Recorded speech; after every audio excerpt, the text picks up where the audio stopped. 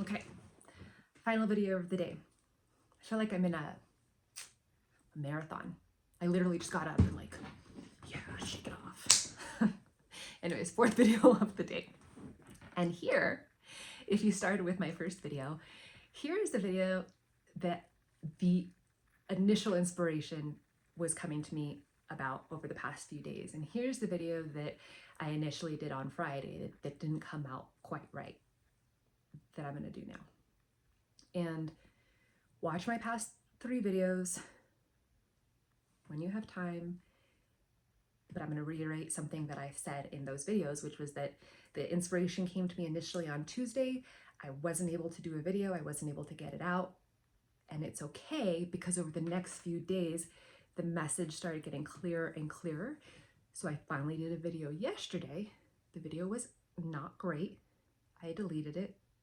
Kind of sounds like, oh crap, like I finally understood the culmination of this inspiration that came to me, and I did a video and it was bad.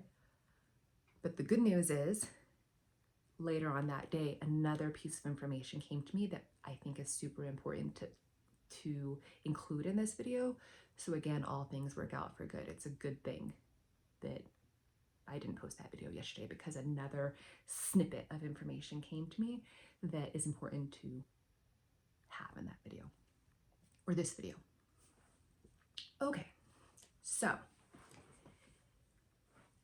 I talked about in a previous video how we can't respond to hate with hate.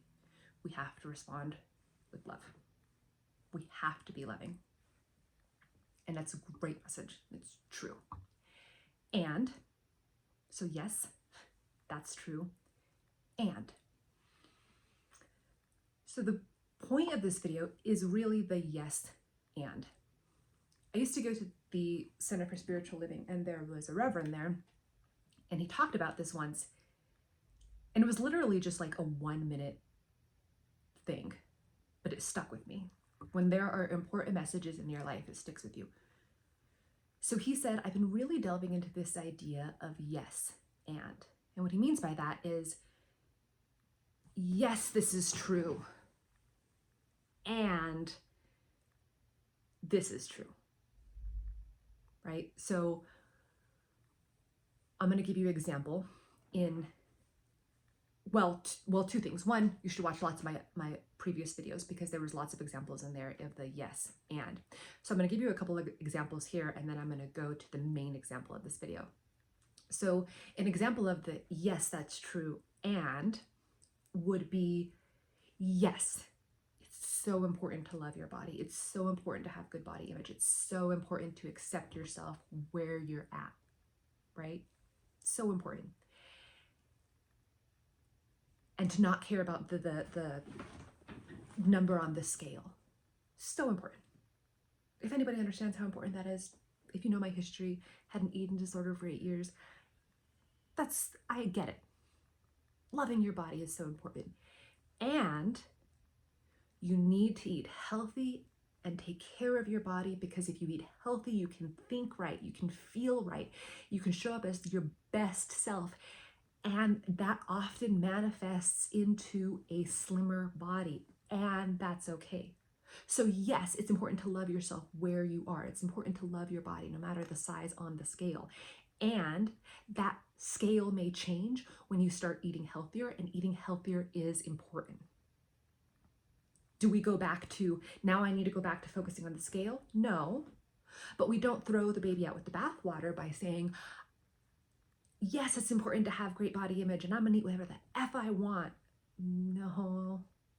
Okay, so it's the yes, accept your body, and treat your body well by doing your best to eat healthy. Does that mean I never have ice cream? No. So again, it keeps going. The yes, love your body. Yes, eat healthy. Or yes, love your body and eat healthy. Yes, eat healthy. And it's okay to have ice cream. Yes, it's okay to have ice cream, and don't have it for every single meal. So it's always this yes and. Another example, and what you'll find is that any lesson you learn in life, there's always going to be an and. And sometimes the and won't come right away. So sometimes the yes comes right away, and the expansion on that idea doesn't come until later. So let me give you another example of the yes and. Yes, it's very important to set boundaries. Yes, it's very important to be able to say no to people without having to to give an explanation. And is it okay to have a conversation? So let me give you an example. A few years ago, I was a yoga teacher and I needed somebody to cover my class. So I reached out to this girl and I said, hey, can you cover my class? And her response was, no. Okay. Like, it was off-putting. So I told my friend about it and she said, oh, she's been really working on trying to set boundaries and not expending herself. So my thought is, yes, okay, I get that. Boundaries is important. And is it okay to have a little bit of a conversation with somebody that you respect and that you do want to be there for when they need? Yes. So we can't stop at the yes. There's always a yes and. And sometimes we stop at the yes, and that's where we get stuck. That's where we have disagreements because we don't go to the and. So I've been thinking a lot about this, the yes and the reason why this came to a head is because going back, I had that video about you can't respond to hate with hate. You have to respond to hate with love, and we have to be loving towards people who disagree with us, blah, blah, blah, blah, blah. And literally, maybe that same day, maybe the next day, scrolling through YouTube, and I came across this pastor who happens to be in New Mexico. He was talking about Charlie Kirk, so I just felt called to it. And for many of you, you might say that's not that big of a coincidence because I had been looking at Charlie Kirk videos, and YouTube knows I live in New Mexico. But for me, I've never seen a YouTube video of somebody who lives in New Mexico, ever. So for me, it was a big deal, and take it how you will. I know it was a big deal. So I was listening to him, and he really spoke to me. And then all of a sudden he said something, and he said, and let's stop with this, I'm going to love them into the kingdom. I was like, whoa. I was like, God, universe, are you calling me out? Like, are you calling BS on my last video? And after thinking about it a little more, it wasn't that I was being called out. It was this yes and. So it was this, yes, we can't respond to hate with hate. We must respond with love. Yes, we must lead with love. Yes, we must be loving. And does that mean that we all just sing kumbaya and agree to disagree and move on with life and put it all under the rug? No. What does it mean? I'm not sure. And I think that's okay. I'll get to that later. But this yes and, I think, is why we are where we're at in terms of disagreements. Because I think in the political world, why is there a debate? Like, if things are so black and white, what is there to debate? And I think it's this yes and, is that we can agree on the initial yes. And how does that play out in reality? Right? So to give you an example, yes, we can all agree killing other people is wrong. And if we see somebody that's about to kill 5 members of our family, are we supposed to just not do anything? People have different answers, right? But the moral of the story is, yes, killing people was wrong, and how do we handle it in this scenario, right? And so I think that's where debates come in, is this yes and. So when I first started thinking about this, to be honest, I started going down a rabbit hole, or I wasn't feeling very good. I was feeling very like, well, if there's always a yes and, how do we ever, like, where do we figure out what's right and what's wrong? Because there's always going to be, it feels like there's always going to be an and. There's always going to be a counter argument. And so we where do we find, is there such thing as right and wrong? And going back to his pastor, he said, there has to be a line drawn in the sand at some point.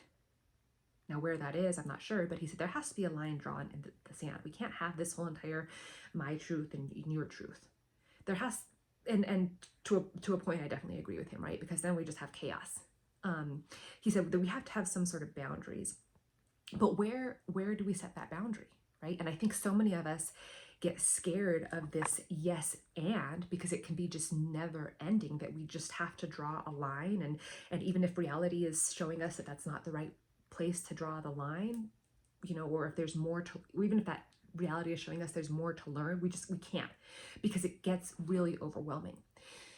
And I'm a philosophy major, and people used to always say, like, philosophy is so frustrating because you never get any answers.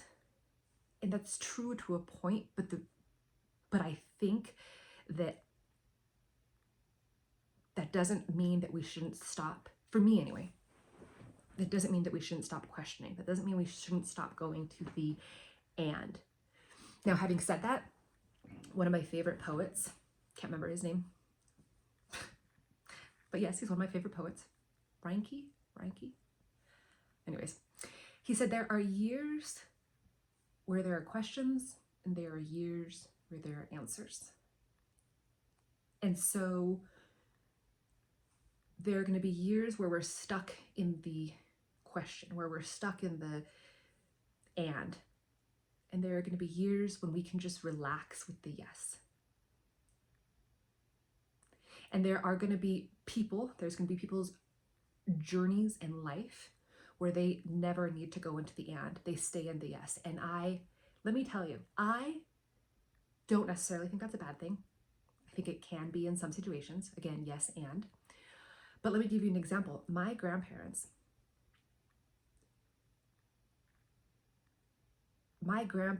are 2 of the 5 people in my life. I mean, there are lots of people, but 2 of the main 5 people in my life, or 2 of the first people in my life, who showed me what true love is, who showed me that despite appearances, there is something good in this world, and not by anything they taught me. Well, maybe by what they taught me, but not by taking me to church, not by showing me the Bible, but by their very presence, by the way they lived their life. And they remained Catholic their entire lives. And I love them for that.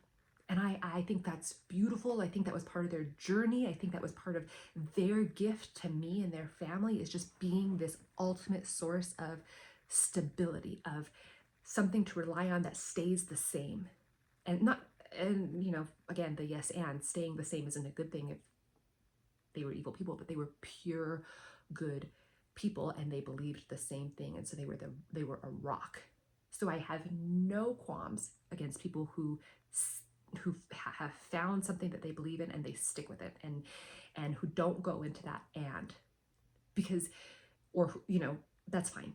That's beautiful. That's beautiful. They serve their purpose. Again, my grandparents will always be the greatest people that ever lived, and that's who they were. And honestly, maybe because that's who they were, that's why I feel so confident and secure in being able to go into the and, because they gave me such a strong foundational yes. Can't remember where I was going with that. Oh, so again, there will be years where we have just yeses and we just need to chill there, and there will be years where we need to expand into the and. So going back to this message of God putting this pastor in my face and saying, like, you can't just love them into the kingdom. That's BS. Now, was he saying you can't love them? No, but he's saying, like, we have to take it a step further, and I agree with that. But again, I was kind of spinning into this where's right, where's wrong, where's the boundary? And the culmination of it was 2 things. Here's the 2 lessons that I learned from this yes and I think, 3 lessons. 1, anytime you have a yes, leave that little bit of room for that and. Because the answer is that, yes, I've found a truth, and there's room to expand on that truth. So I gotta leave room for that. Do I have to expand on it right now? No. Can I just chill in the comfort of the certainty for now? Yes.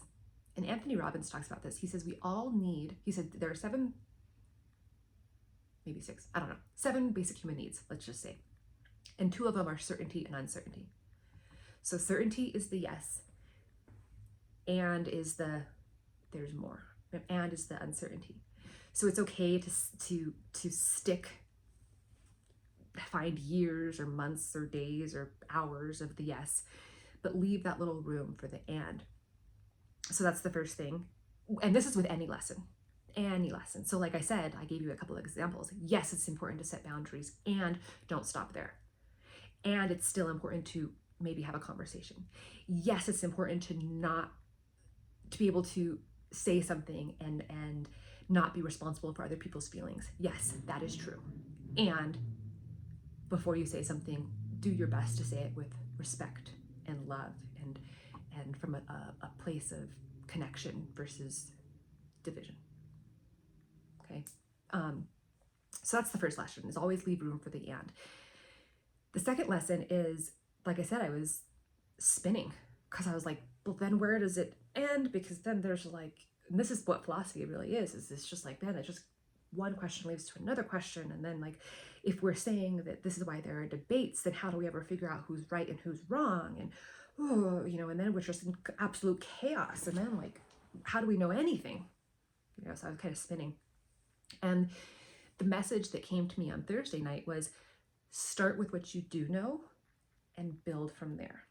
So 2 things that I know is that you can't respond to hate with hate. You have to respond with love. 2, for me, I can't stay silent. That is not an option. Like if we see something bad, or if we see something that isn't right, or we don't agree with, whatever, like we can't stay silent. Now, does that end of story? Now, does that mean that I have to speak up in every single situation? No, I have to have discernment. But the thing that I've learned over the past few days, and this pastor saying you can't just love them into the kingdom, is like, and he talks about this in another one of his sermons. He says you can't have a silent prayer. Like, yes, pray, and then pray for the action that you need to take. Pray for how you can be a vessel for whatever you're praying for. And there might be other truths that I know, but I'm going to stick with just those for now. And that's how you don't go into chaos, is you just start with a foundation. Here are the 2 things I definitely know for sure. And I'm going to stick with them. And then I'm going to build on them. The third lesson is, and this is what came to me after I deleted the video yesterday. The third lesson is, because I could already hear people saying like, well, you're never going to know it all. You're never going to, if there's always going to be big questions, like what's the goal to get to like, what's the goal? And the answer for me is, you're going to get to a point, and this is where faith comes in. You're going to get to a point where you just have to have, like, this is why faith is important. Not because we're not supposed to question, because if there's anybody in this world who questions, it's me, obviously. And not because we're not supposed to ever get angry at the world or universe or God, or even say like, have like a really abrupt conversation with God, which I've had. The point is not, faith is not for us to blindly follow, but faith does serve a purpose when we've gotten to the end of where we can understand and where we're in this area of unknown.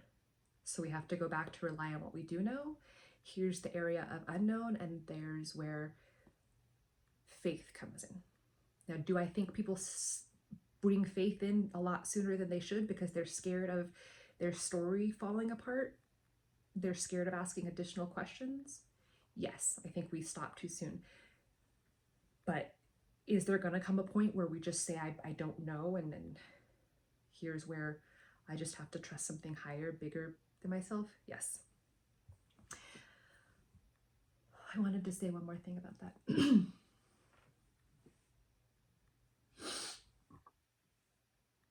Oh, so I guess the final thing I'll say is there is again, not compartmentalizing. There is theory and then there's reality. And I think we get too caught up in one or the other, right? So there's this theory, there's this belief that there's a force for good, that all things happen for good, that something bigger is in control, right? That good overrises whatever, right? And there's this reality of really evil, malicious, like human trafficking, murders, like sexual abuse, like that is a reality.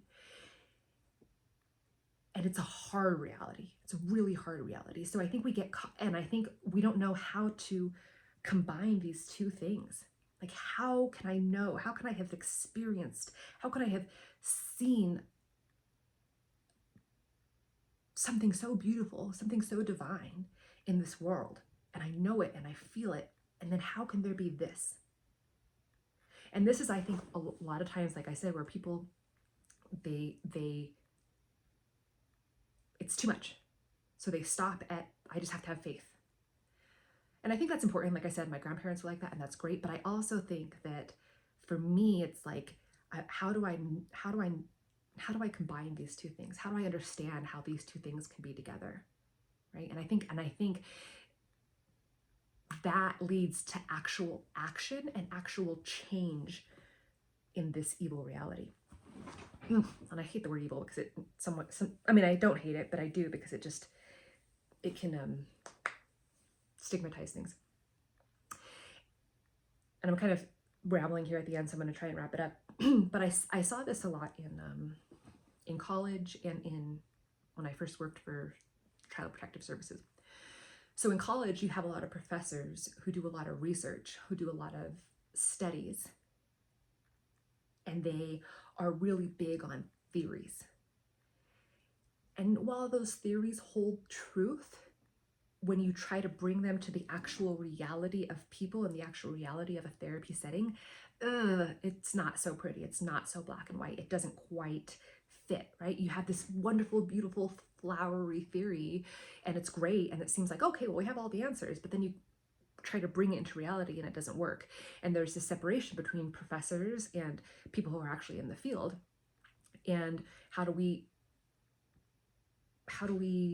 bring them together? Because professors really want to hold on to this, but this theory works in a lab where we can control all these variables. That's awesome, but that's not the world we live in. There's too many there's more variables. And I experienced this a lot when I worked with CYFD, people who had never been in the field, where, they train you on these theories of how to talk to people, and they train you in these theories of whatever, right? These flowery theories that again, in theory, sound great, and then you go into the worst part of society to talk to people, and those theories fall short. So we do two things. We either stay in the theory, and we deny the reality, or we stay in the grossness of the reality and deny the theory. And I think for me, the goal is, yes, this theory is on the right track, and reality doesn't match this theory. So how do I bring them together? And again, I think that's where people can